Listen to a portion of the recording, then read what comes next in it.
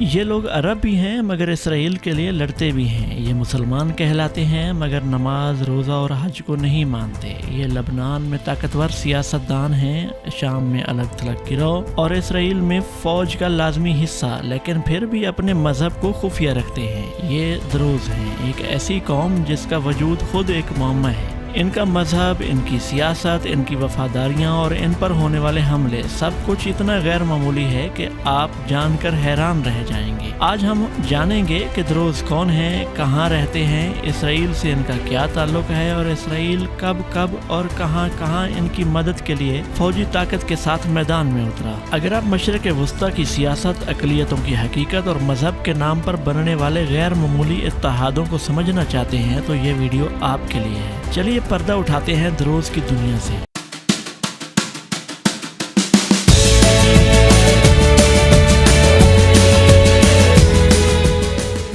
دروز مشرق وسطیٰ کا ایک ایسا مذہبی اور نسلی گروہ ہے جو بظاہر عرب النسل ہے، مگر ان کا مذہب، سیاست اور ثقافت باقی عربوں سے کافی حد تک مختلف ہے۔ یہ لوگ زیادہ تر لبنان، شام، اسرائیل اور اردن میں آباد ہیں اور دنیا بھر میں ان کی تعداد تقریباً 12 لاکھ کے لگ بھگ ہے۔ دروز مذہب کی بنیاد 11ویں صدی کے اوائل میں مصر میں پڑی، جب وہاں فاطمی خلافت قائم تھی، ایک شیعہ اسماعیلی خلافت جو عباسیوں کی مخالف اور عقائد میں بہت مختلف تھی۔ اس وقت کے فاطمی خلیفہ الحاکم بامر اللہ کو بعض پیروکاروں نے نہ صرف ایک سیاسی اور دینی رہنما سمجھا بلکہ خدائی صفات کا حامل قرار دینا شروع کر دیا۔ یہ نظریہ اسلامی عقائد سے ہٹ کر ایک نئے مابعد طبیعتی تصور کو جنم دیتا ہے۔ اسی زمانے میں ایک شخص حمزہ بن علی منظر عام پر آیا جو حاکم کو اللہ کا مظہر قرار دیتا تھا۔ اس کے ساتھ کئی اور مبلغین شامل ہو گئے جن میں محمد بن اسماعیل دروزی بھی شامل تھا، جس کے نام پر اس فرقے کو بعد میں دروز کہا جانے لگا۔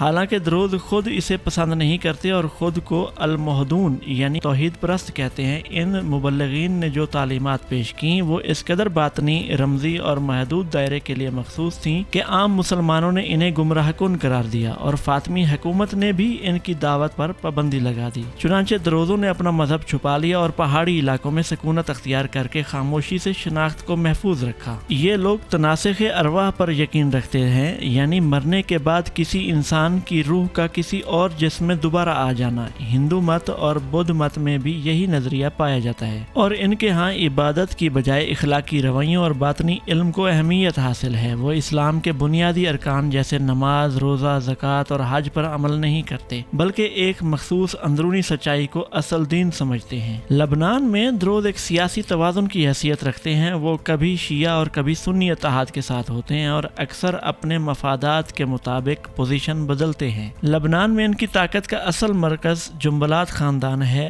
یہاں دروز کی سب سے مضبوط سیاسی اور سماجی موجودگی ہے۔ شوف، عالیہ، راشیہ جیسے علاقوں میں ان کی بڑی تعداد رہتی ہے۔ لبنان کی پارلیمنٹ میں ان کے لیے مخصوص نشستیں ہیں اور مشہور سیاسی رہنما ولید جنبلات دروز برادری کی نمائندگی کرتے ہیں۔ شام میں دروز زیادہ تر سویدا اور جبل الدروز جیسے علاقوں میں رہتے ہیں۔ یہ علاقے اردن اور گولان ہائٹ سے متصل ہیں۔ شام کی خانہ جنگی کے دوران انہوں نے عمومی طور پر غیر جانبداری اختیار کی اور مقامی دفاعی ملیشیا بنائی۔ شام میں دروز کی آبادی کا تخمینہ لگ بھگ 8 سے 10 لاکھ ہے۔ انہوں نے سن 2011 میں شام میں خانہ جنگی شروع ہونے کے بعد بشار الاسد کے خلاف کچھ مظاہرے بھی کیے تھے، تاہم ان کے اور دمشق کے درمیان بہت کم تنازع ہوا کیونکہ اسد کی توجہ سنی اکثریتی علاقوں میں بغاوت کو کچلنے کی کوشش پر مرکوز تھی۔ اسرائیل میں دروز کی تعداد تقریباً 1.5 لاکھ ہے اور یہ واحد عرب گروہ ہے جو اسرائیلی فوج میں لازمی طور پر خدمات انجام دیتے ہیں۔ کرمل پہاڑ، الجلیل اور گولان ہائٹس میں ان کی بستیاں موجود ہیں۔ وہ اسرائیل کے وفادار سمجھے جاتے ہیں، تاہم انہوں نے 2018 میں نیشن سٹیٹ لا پر احتجاج بھی کیا کیونکہ اس میں انہیں دوسرے درجے کا شہری قرار دیا گیا تھا۔ اگرچہ اسرائیل میں زیادہ تر دروز اسرائیلی شہری کے طور پر اپنی شناخت کرتے ہیں، جبکہ مقبوضہ گولان گولان میں رہنے والے 20,000 سے زیادہ اب بھی شامی شہری کے طور پر شناخت ظاہر کرتے ہیں اور سرحد کے دوسری طرف خاندانوں سے قریبی تعلقات بھی رکھتے ہیں۔ اردن میں ان کی تعداد کم ہے اور وہ شمالی علاقوں جیسے اجلون اور جرش میں رہتے ہیں، وہاں ان کا سیاسی کردار بہت محدود ہے۔ جب بھی دروز قبائل پر کوئی مشکل وقت آتا ہے، اسرائیل ان کی مدد کرتا ہے۔ یہ مدد صرف ہمدردی نہیں بلکہ سیاسی اور عسکری وجوہات پر مبنی ہے۔ اسرائیل دروزوں کو وفاداری کے بدلے مکمل شہری حقوق دیتا ہے تاکہ دوسروں کے لیے مثال بنے۔ دروز کو باقی عربوں سے الگ رکھ کر اسرائیل عرب اتحاد کو تقسیم کرتا ہے۔ دروز اسرائیل کے فوجی نظام کا حصہ ہیں، خاص طور پر شمالی سرحدوں پر جہاں لبنان اور شام کی کشیدگی جاری رہتی ہے۔ دروز کی حمایت سے اسرائیل یہ دعویٰ کرتا ہے کہ وہ عرب اقلیتوں کے ساتھ امتیاز نہیں برتتا۔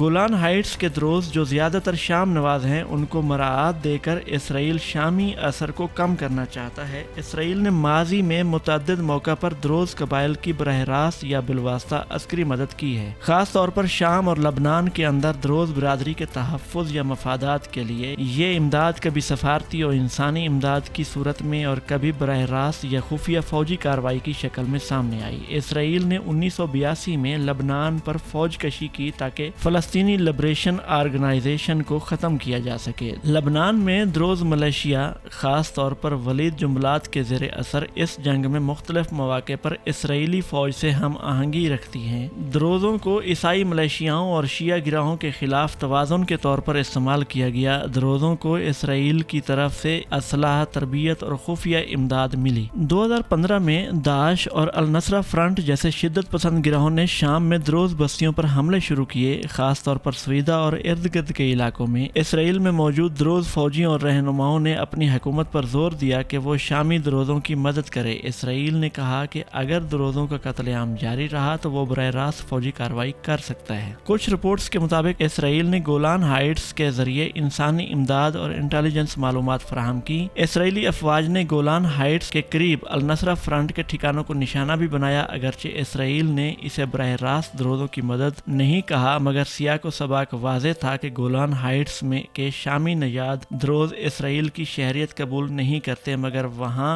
کئی بار شام میں شورش کے اثرات دروزوں تک پہنچے۔ اسرائیلی فوج نے سرحد کے قریب دروز بستیوں کی حفاظت کے لیے عسکری چوکیاں قائم کی۔ کچھ موقعوں پر شامی ملیشیا یا شدت پسندوں کو جوابی کارروائی کا نشانہ بنایا گیا جب انہوں نے دروز علاقوں کی طرف پیش قدمی کی۔ اسرائیل اکثر دروزوں کی مدد براہ راست ظاہر نہیں کرتا تاکہ بین الاقوامی سطح پر سفارتی توازن برقرار رہے، مگر متعدد رپورٹس اور مبصرین کے مطابق اسلحہ کی فراہمی، تربیت یافتہ دروز ملیشیاؤں کی حمایت، خفیہ اطلاعات کی فراہمی، درپردہ فضائی کارروائیاں، یہ سب اقدامات مختلف اوقات میں لبنان اور شام میں دروز مفادات کے تحفظ کے لیے کیے گئے۔ لیکن اسرائیل کو شام پر حالیہ حملوں کے لیے کس بات نے اکسایا؟ میں سمجھتا ہوں جب بشار الاسد اقتدار میں تھے تو اس دوران اسرائیل نے شام پر اکثر بمباری کی، اور وہ ایسا ایران اور ایران کے حمایت یافتہ گروپوں کے قائم کردہ اثر و رسوخ کو ختم کرنے کے لیے کرتا تھا، جو باغیوں سے لڑنے کے لیے شامی فوج کی مدد کرنے کے لیے وہاں تعینات تھے۔ اسرائیل نے شام کی نئی حکومت کو جہادی خطرہ قرار دیتے ہوئے یہ کہا ہے کہ وہ اسے جنوبی شام میں فوجیں تعینات کرنے کی اجازت نہیں دے گا۔ اسرائیل کا کہنا ہے کہ وہ اپنی سرحد پر کسی بھی دشمن کی موجودگی سے گریز کرنا چاہتا ہے، جبکہ وہ دروز اقلیت کا تحفظ کا عزم بھی ظاہر کرتا ہے۔ اسرائیلی فوجیوں نے دسمبر سے مقبوضہ گولان پہاڑیوں سے متصل مزید شامی علاقوں پر بھی قبضہ کر رکھا ہے۔ شام کے